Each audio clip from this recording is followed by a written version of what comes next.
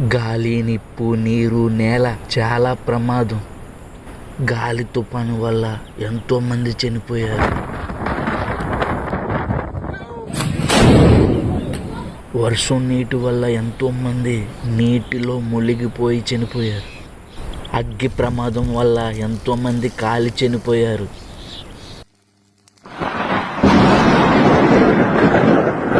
నేల మీద పెద్ద పెద్ద బిల్డింగులు నిర్మించడం వల్ల ఎన్నో భూకంపాలు వచ్చి చాలామంది చనిపోయారు.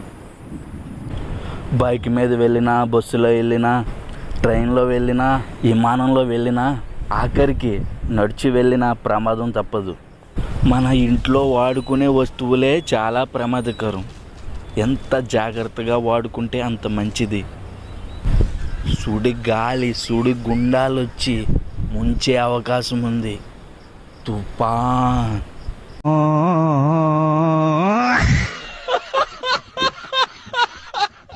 కరెంటు షాక్తో ఎంతోమంది చనిపోయారు.